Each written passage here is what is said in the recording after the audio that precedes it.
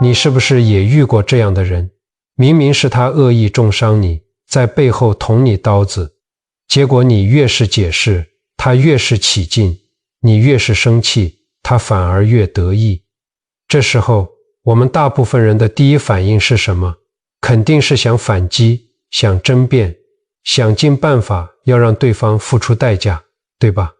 但是弘一法师却说，面对这些烂人烂事，千万不要去纠缠，对他们最高级的惩罚其实只有2个字，这2个字不是报复，不是封锁，更不是冷战，它里面藏着佛法最深的智慧，也是弘一法师毕生修炼的境界。当你真正读懂了这2个字，你就会发现，原来一个人真正的强大，从来都不是你战胜了多少敌人，而是无论外面有多少风浪，都吹不动你的心。这2个字究竟是什么呢？表层的答案叫做无视。请注意，这只是表层。听到这里，你可能会想，无视，这听起来是不是太简单了？无视不就是假装没看见，或者把它直接封锁吗？其实真的不是这样的。我在这里要跟各位朋友说清楚，真正的无视根本不是那些表面的动作，真正的无视是在你的整个世界里，这个人从此就不重要了，你根本不需要去赢他，因为你早就已经不在他的棋盘上玩游戏了。今天就让我们一起走进弘一法师的智慧世界，来看看这个最高级的惩罚到底是如何让你在这个纷纷扰扰的世界里稳稳守住内心的清净。如果这支影片对你有启发，请记得点赞、订阅并分享给朋友，让更多人获得这份心灵的自由。我们刚刚说了无视，但为什么真正的无视会有这么大的力量呢？我想先跟各位分享一个很深也很扎心的心理学道理。当你很生气，满脑子想着去惩罚对方的时候，你想赢他，想压倒他，想让他痛哭流涕的后悔。你有没有发现，就在这个时候，你的情绪、你的时间，还有你最宝贵的精力，其实已经全都被这个人给绑架了。你越是想证明自己是对的，就越说明你的内心深处其实在疯狂地渴望对方的认可。这句话听起来有点刺耳，但说真的，这就是人与人之间最深的纠缠。佛经里有一句话叫做不取于相，如如不动。用我们现在的大白话来说，就是不要被外面发生的事情牵着你的鼻子走，要时时刻刻保持你内心的平静。一个烂人在那边碎碎念，在那边搬弄是非，那是他的业障，那是他的事，但是你要不要被他影响，这才是你的事。换句话说，如果你气得半死，你等于是把自己人生的遥控器亲手交给了一个你根本就看不起的人。你让他来控制你今天的心情，让他来决定你今晚能不能睡好觉，这才是我们人生最大的失败啊！我有一位朋友在公司里一直本本分分的工作，结果有一天他发现有个同事在背后疯狂地说他坏话，造他的谣，他整个人瞬间就被激怒了。从那一天起，他每天去上班都觉得心里无比憋屈，回到家第一件事就是跟家人抱怨这个同事有多烂。他每天在脑海里反反复复的演练，想着明天开会要怎么回击，怎么才能让那个同事知道自己的厉害。结果呢，那个造谣的同事依然吃好睡好，但我这个朋友他开始严重失眠了，他整个人的气色越来越差，工作也频频出错。直到有一天，他看着镜子里憔悴的自己，突然想明白了。他问自己，我为什么要为别人的过错买单？我为什么要让一个我看不起的人来毁掉我的生活？从那一刻起，他做了一个决定，就是彻底无视这个同事。注意哦，不是冷战，不是暗中报复，就是真的在心里不把对方当一回事了。对方在说什么，他听见了就像没听见一样。神奇的事情发生了，从他真正放下对抗的那天起，他的失眠居然就好了，心情也恢复了平静。你看，这就是无视的真正力量。无视其实就是你收回人生主权的开始。当你主动放弃了跟烂人纠缠的权利，也就意味着你已经永远赢了。看到这里，你可能会在心里暗暗点头，想着，好，那我从现在开始就无视那些讨厌的人，我彻底放下。但是，我要请你诚实地问自己一个问题，你真的在无视吗？还是你只是在假装无视呢？我接触过太多的人，他们跑到我面前，信誓旦旦地跟我说，我已经放下了，我早就不理他了。可是仔细往下聊，我发现了什么？我发现表面上他们确实不搭理对方了，可是一回到家，心里却还是在翻江倒海。嘴巴上说着我才不在乎，转过身却忍不住拿起手机，偷偷去看对方的社群动态，想看看对方最近过得惨不惨。甚至有些人一听到那个人的名字，心口还是会猛地抽痛一下，呼吸还是会跟着急促起来。这叫做无视吗？不，这不叫无视，这叫做压抑。这不是放下，这叫做死命的忍耐。佛教历史上有一个很经典的公案，大家应该都听过苏东坡和佛印禅师的故事。他们两位是好朋友，经常在一起参禅打坐。有一次，苏东坡觉得自己修行的境界又提升了，灵感一来，写了一首诗。诗里面有两句非常著名的话，八风吹不动，端坐紫金莲。他写完觉得特别得意，意思是说，你看我现在修养多高，世间任何的风浪、诱惑、毁谤都已经吹不动我了，我就像坐在紫金莲花上的佛菩萨一样安稳。他立刻派人把这首诗送过江，寄给佛印禅师看，满心期待能得到几句夸奖。结果佛印禅师看完之后，拿笔在上面写了怎么回复呢？他就回了2个字，放屁。苏东坡一看信，很生气，他心想，我在诗里说自己八风吹不动，境界这么高，你不夸我就算了，结果你还骂我放屁，这简直欺人太甚。他1秒钟都忍不了，立刻叫人备船，亲自气冲冲地过江，跑去找佛印禅师理论。结果到了寺庙，佛印禅师看着气急败坏的苏东坡，笑着说了一句话。他说，你不是说自己八风吹不动吗？怎么现在一屁就打过江来了呢？这个故事妙就妙在这里，苏东坡自以为自己已经心如止水，不会被外境影响了，结果人家轻轻巧巧的一句话，瞬间就把他激怒了。这说明了什么？说明他的不动，他的无视其实是假的。真正的不动应该是人家就算骂你1万句，你都不需要跳脚去证明自己有多稳定。你不需要证明，因为你本来就是那样安稳。所以我们很多人的无视其实都跟苏东坡一样，是在用意志力死死地压住自己的情绪。你有没有过这种体验？你强行逼自己不去看某个人的讯息，强行在心里默念不要想他，不要想他。结果呢？你越是强行压抑，反弹的力道就越大，满脑子都是对方的影子。这就是压抑，根本不是放下。那么，真正的放下是什么感觉呢？我给大家一个很生动的比喻，竹子大家一定都见过吧？假无视的人就像是用一根很粗的绳子把竹子死死地绑在柱子上，不让它随风摇摆。表面看起来这根竹子真的是纹丝不动，挺拔得很，但是它的内部其实承受着巨大的张力，是非常紧绷的。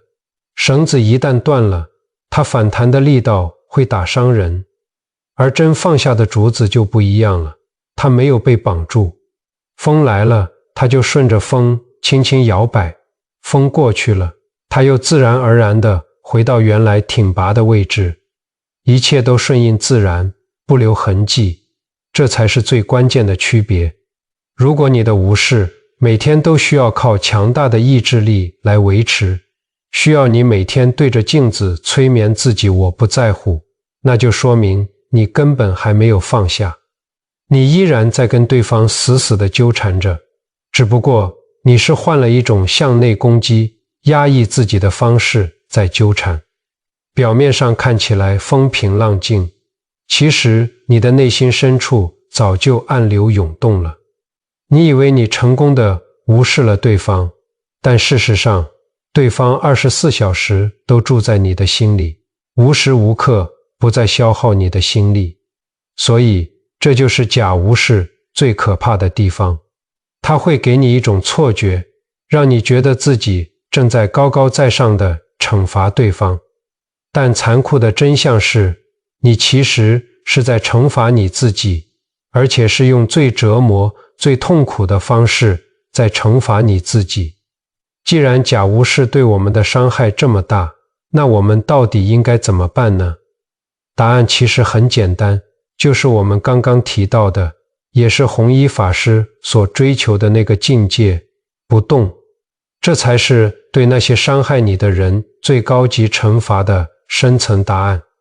但这个不动2个字，说起来只有2个音节，做起来却需要一辈子的修行，因为它从来都不是一个平面的终点，你需要脚踏实地，一层一层地往上爬。第一层，我们称之为行为上的不动。什么叫做行为上的不动？简单来说，它包含了3个核心原则：不争辩、不纠缠、不关注。对方说什么，你不去反驳；对方做什么，你不去理会。对方的任何动态，从此以后与你无关。这听起来好像有点冷酷，但其实这是一种极高明的人生智慧。台湾有位非常受人敬重的出家人证严法师，他曾经开示过一句非常有智慧的话。他说，有些人总是把别人的错误背在自己身上，这是最愚痴的修行。这句话的意思就是说，当别人在造口业，在做恶事的时候，那个是他自己种下的恶因，那是他的恶业。但是如果你跑去跟他吵架，跟他生气，甚至想办法报复他，那你等于是把他的恶业主动接过来背在自己的肩膀上。他不讲理，你也跟着不讲理；他泼妇骂街，你也跟着破口大骂。最后，你不是在惩罚他，你是在惩罚那个无辜的自己。所以，行为上的不动，本质上就是在设立一道非常清晰的边界，告诉对方，也告诉自己，你的恶业我不接。当你遇到烂人的时候，对方泼过来的脏水你不接，那这盆脏水就只能倒回他自己身上。你不去争辩，不去纠缠，不是因为你懦弱，不是因为你怕事，而是因为你的时间太宝贵了。你的时间应该用来赚钱，用来陪家人，用来提升自己，而不是用来跟一个不讲理的烂人烂事搅和在一起。当我们跨过了行为上的不动，我们就来到了这座建筑的第2层，这一层叫做情绪上的不动。这时候，你不只是在行为上不回应对方，你的情绪也是真真实实的不再起波澜了。在佛教最著名的经典《金刚经》里，有一句非常核心的经文，叫做不取于相，如如不动。这句话听起来很深奥，但如果用我们的大白话来解释，其实非常优美。它的意思就是，风来了，我知道；风走了，我还在。你没有在压抑情绪，也没有在逃避现实，而是你的内心生出了一种非常稳定的力量。外界的任何攻击，任何闲言闲语，都像是一阵微风吹过。你知道风吹过来了，但它就是吹不倒你。很多人一辈子都在跟别人较劲，非要证明自己是对的，对方是错的。但我认识一位40多岁的女士，她的故事或许能给大家一些不同的启发。这位女士结婚10几年了，但她的婆婆长年以来对她非常挑剔，无论她把家里打扫得多干净，饭菜煮得多用心，婆婆总是能挑出毛病，甚至会在亲戚面前说她的不是。这位女士心里觉得好委屈，她试过各种办法，她试过跟婆婆争辩，结果婆婆哭天抢地说她不孝。她试过冷战，结果家里的气氛变得像冰窖一样。她也试过找丈夫来评理，结果丈夫夹在中间左右为难，夫妻俩反而吵得更凶。她整个人陷入了深深的痛苦里，每天都在埋怨为什么自己会遇到这种婆婆。后来有一年，朋友带她去参加了一个禅修课程，在课程中，她流着眼泪跟带领禅修的老师诉苦，说了婆婆种种的不讲理，问老师到底该怎么办，要怎么做才能让婆婆意识到自己的错误。那位老师听完非常慈悲地看着她，只问了她一个问题。老师说，你是要婆婆认错，还是要自己快乐？就是这短短的一句话，让她整个人愣在了原地。在那一刻，她突然如同大梦初醒，她才明白，原来这么多年来，自己一直紧紧抓着婆婆的错误不放。她用自己的痛苦、自己的眼泪，甚至是自己婚姻的幸福，在惩罚婆婆的错误。这笔买卖到底有多亏啊？自己每天睡眠不好，饭吃不香，连笑都笑不出来，却只是傻傻地指望着有一天婆婆会突然良心发现，跑来跟她说对不起。万一婆婆一辈子都不认错呢？难道她就要跟着痛苦一辈子吗？从禅修营回来之后，她做了一个彻底的改变。她不再期待婆婆会改变了，她把这个念头完完全全地放下了。婆婆再念她，她就在心里默默念佛号，或者专注在自己手边的事情上。她只专注一件事，那就是让自己平静。神奇的是，当她不再充满对抗的能量，不再浑身是刺的时候，婆婆似乎也觉得一个人唱独角戏没什么意思，挑剔的次数居然慢慢减少了，态度也跟着软化了下来。这位女士的故事告诉了我们情绪不动的最核心心法，只有4个字，叫做转向平静。从我要赢，转向我要平静。当你不再需要对方付出代价来抚平你的委屈时，你就已经拿回了人生的主权。对方道不道歉已经不重要了，因为你已经决定要让自己快乐起来了。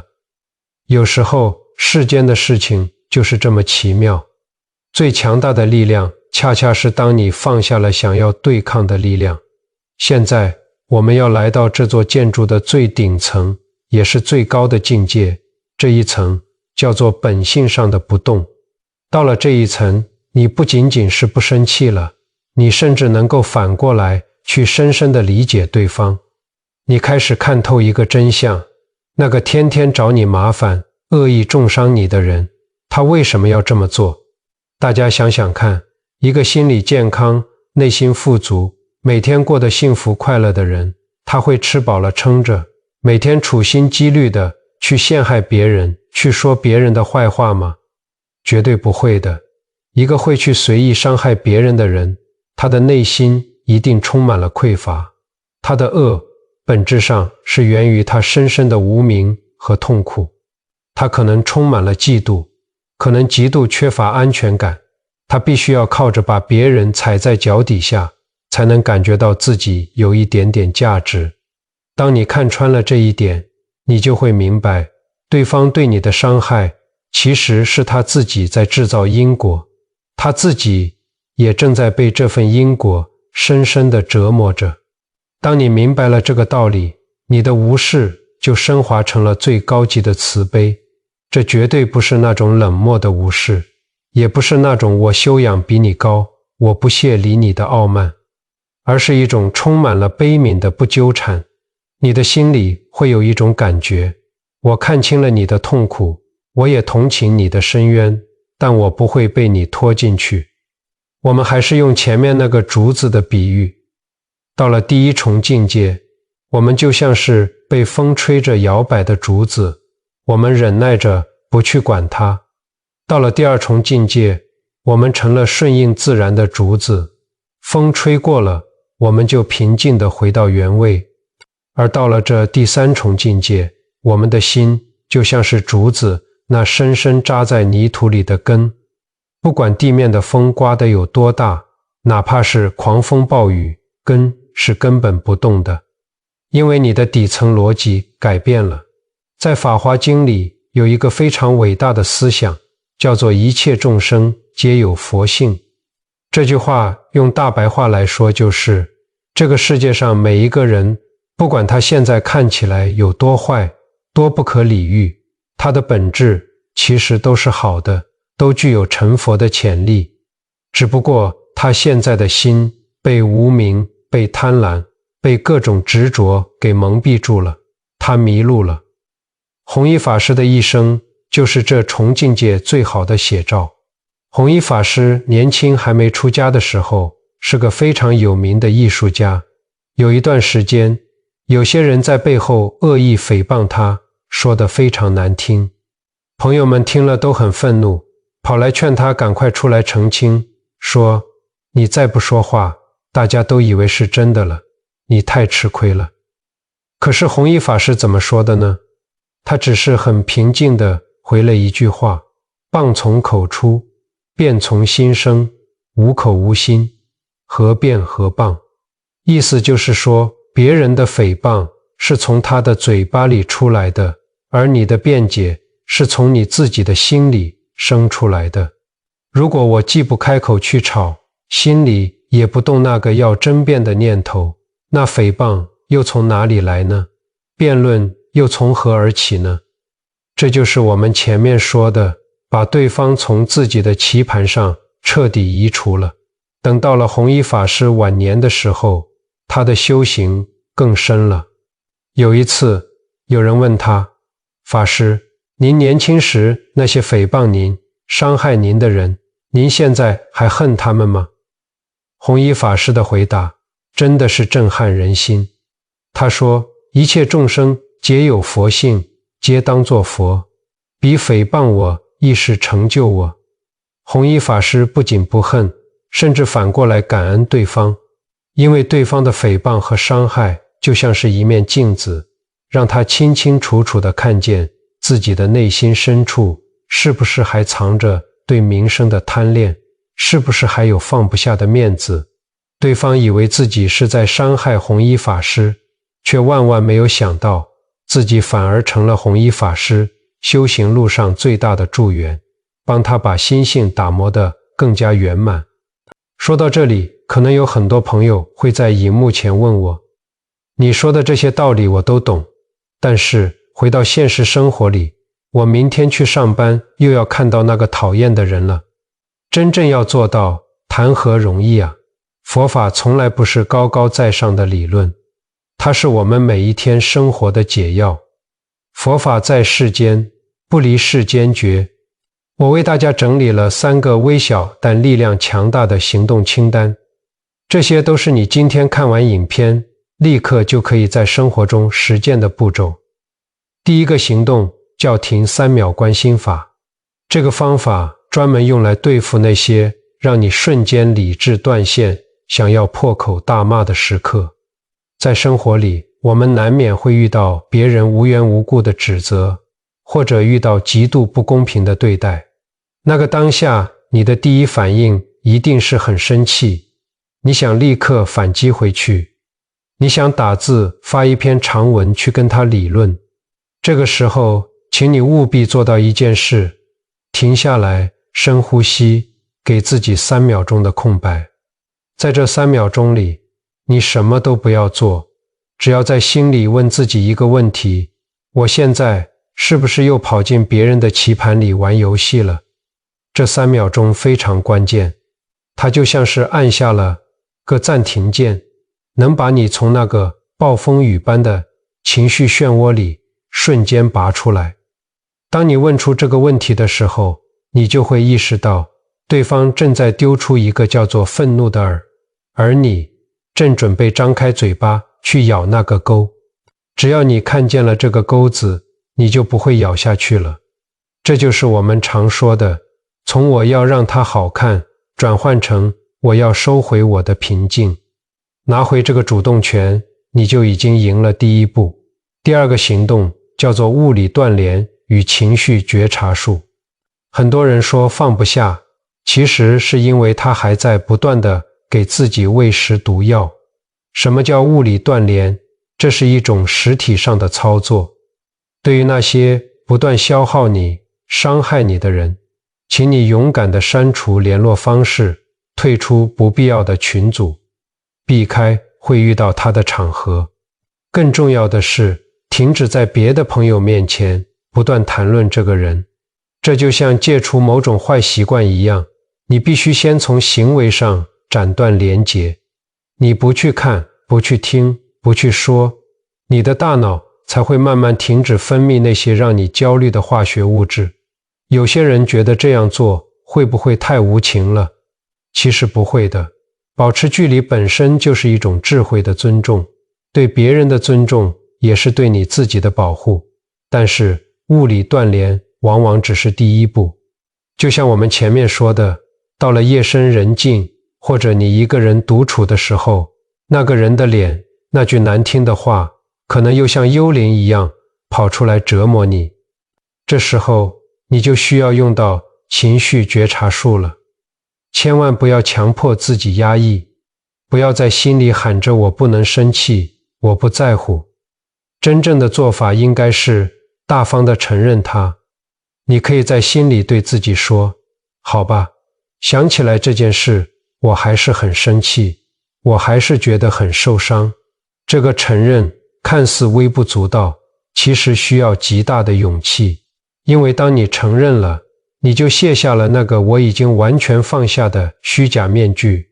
接下来，你像剥洋葱一样温柔地问自己，我为什么这么痛？是因为我的自尊心受伤了吗？是因为我太渴望别人觉得我是个好人了吗？当你一层一层地看清楚，哦，原来这份痛苦背后藏着的是我对别人认可的执着，就在你看见的这个瞬间，情绪就开始松动了，因为被看见的情绪就会自动开始化解。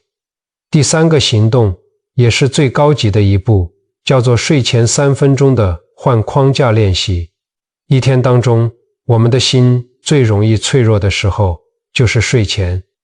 那些白天受的委屈往往会在关灯之后无限放大。从今天开始，每天晚上睡觉前，请你给自己3分钟的时间，躺在床上，闭上眼睛，把今天那个惹你生气的人，那个烂人，在脑海里重新换一个框架来看待。不要再把他当成一个十恶不赦的坏人，而是把他当成你修行路上的一位陪练员。星云大师曾经开示过一段非常有力量的话，他说，别人对你不好，正好是考验你修行的时候。如果顺境你都做不到不动心，逆境你怎么可能不动心？这句话真的非常点醒人。对方用他的无理取闹，用他的恶言恶语，在帮你看清自己心里还有多少执着没有放下。从这个角度来看，他其实是在用他自己的福报来成就你的修行。然后你可以在心里默默地对他说一句，一切都是因缘，愿你离苦得乐，愿你内心安宁。请记住，你做这个练习，发出这个祝福，绝对不是为了原谅他，也不是为了他好，你是为了把你自己的心从那个名为仇恨的牢笼里彻底释放出来。当你能对伤害你的人在心里默默送出一份平静的祝福时，你的这一天就真正圆满了，你就可以安安稳稳，没有任何挂碍地进入梦乡。这3个练习看起来很微小，但只要你每天做，一次一次地把注意力拉回自己身上，慢慢的你就会发现，你这根竹子已经深深地扎进了泥土里，外面的风再大也吹不动你了。我想很多朋友，包括正在荧幕前看影片的你，可能在心里都默默问过自己这样一个问题：既然我都放下了，都不理他了，那对方不就这样逍遥法外了吗？难道坏人就赢了吗？这个想法我非常能够理解，但我得跟各位说句心里话，这其实是我们对因果最大的误解。在佛法里面有一个非常重要的观念，叫做因果律，你知道吗？因果律它不是什么神秘莫测的力量，也不是老天爷在那边拿着一本账本，天天记着你做了什么。因果律就像是我们物理学上的地心引力一样，它是宇宙运行最基本的法则。一个人如果总是恶口伤人，背后捅刀，这个恶因一旦种下去了，它自然就会生出恶果，根本不需要你亲自跑去报复，不需要你去当那个正义的惩罚者，因果本身就是最公正的裁判。就像你不需要去推一块石头让它掉下来，地心引力自然会让它落地，他的诽谤早晚会为他招来别人的诽谤，他的伤害最终也会回到他自己身上，这都是宇宙运行的自然法则，真的不劳你费心。弘一法师在圆寂之前留下了4个字：悲心交集。面对那些伤害过我们的人，我们也可以修炼出这样的心境，悲悯他们，因为他们还在无明的驱使下不断造业，还在苦海里挣扎，欣慰自己，因为我们终于不再被牵着鼻子走，我们得到了真正的解脱。所以面对烂人，最高级的惩罚究竟是什么？不是更狠的反击，也不是更高明的报复，而是这2个字：不动。外在可以无视，这是行为；内心真正不动，这是功夫；本性如不动，这是境界。请你一定要记住，最高级的惩罚从来都不是让对方痛苦，而是让自己自由。所有的纠缠都是因为你还执着地相信我是对的，比我是平静的还要重要。当你不再需要用对方的改变来证明你自己的价值时，你就已经彻底赢了。八风吹不动，不是因为风停了，而是因为你的心终于生出了根。如果今天的这支影片对你有哪怕一点点的启发，或者你曾经现在也正在面对烂人的纠缠，我非常欢迎你在下方的留言区分享你的故事与感悟。你是怎么从纠缠中走出来的？或者你现在还困在其中，需要大家给你什么样的力量？